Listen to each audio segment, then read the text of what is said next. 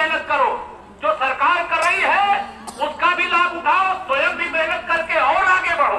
हमारी सरकार का लक्ष्य यह है।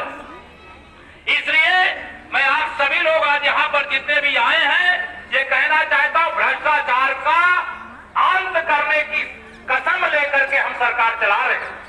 अब इसमें जो बेईमानी करते हैं उनको भी मैं खुले मंच से कह रहा हूं, आप भ्रष्टाचार करने वालों को केवल निलंबित नहीं करेंगे, सेवा से बर्खास्त नहीं करेंगे, उनके खिलाफ भी मुकदमा लिखा करके उनको भी जेल में भेजने का काम करेंगे।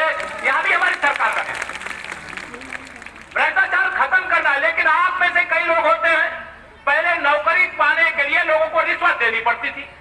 हमारी सरकार में बिना रिश्वत के आज हम लोग कम से कम 6-7 लाख लोगों की भर्तियां कर चुके हैं, बिना 1 रुपया रिश्वत के। जो प्रतिभाशाली बच्चे हैं उनको मौका मिल रहा। अब कई लोग ऐसे होते हैं, अब रिश्वत लिए घूम रहे हैं, उनको लगता सपा बसपा कांग्रेस का जमाना नहीं। मेरे भाई बहनों, आपने आशीर्वाद दिया, भाजपा का जमाना आपने लाया है। मोदी जी, योगी जी के नेतृत्व में कमल खिलाने का काम किया है। इसके कारण से आपके बच्चे को अगर नौकरी मिलनी है तो आपको कर्ज लेकर के, जेवर बेच करके, घर खेत बेच करके रिश्वत नहीं देनी है। उस बच्चे को अगर नौकरी मिलनी है, उसके अंदर प्रतिभा होगी, तो बिना 1 रुपया खर्चा किए आपके बच्चे को नौकरी मिल जाएगी। यह भारतीय जनता पार्टी की सरकार। अब आप अगर सोचो कि रिश्वत के बगैर तो नौकरी मिलती नहीं है, आप किसी को देने चले जाओगे और बाद में कहोगे हमसे पैसा ले लिया और हमारे बच्चे की नौकरी नहीं लगी, फिर हमें एक मुकदमा लिखना पड़ता है, उसको जेल भेजना पड़ता है। इसलिए मैं खुले मंच से कह रहा हूं, अब भ्रष्टाचार को समाप्त करने का काम जैसे सरकार कर रही है, वैसे आप भी किसी काम के लिए कोई पैसा मांगे तो पैसा मत देना मेरे भाई बहन। पैसा न देना, आपका अधिकार आप तक पहुंचाने का हम लोगों ने संकल्प लिया। इसलिए उसमें आप सबका सहयोग चाहिए। स्वास्थ्य सुविधाएं अच्छी से अच्छी हो, इसके लिए सरकार ने कदम उठाया है।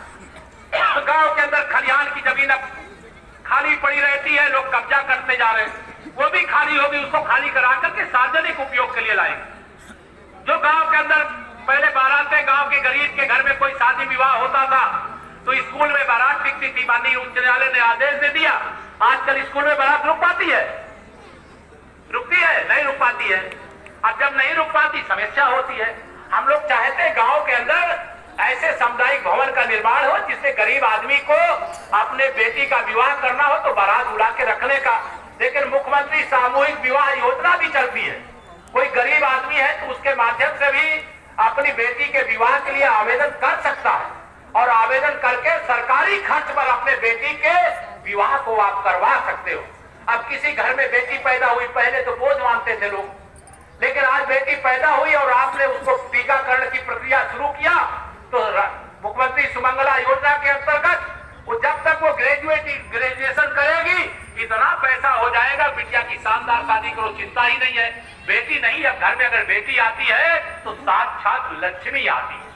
ऐसा मन के अंदर भाव रख करके आप सब लोग आगे बढ़ो। यह मैं आप सब लोगों को आह्वान और निवेदन करूंगा। मैं 2-3 बातें और कह करके अपनी बात समाप्त करूंगा, क्योंकि मुझे आगरा से प्रस्थान करना है, आगे जाना भी है।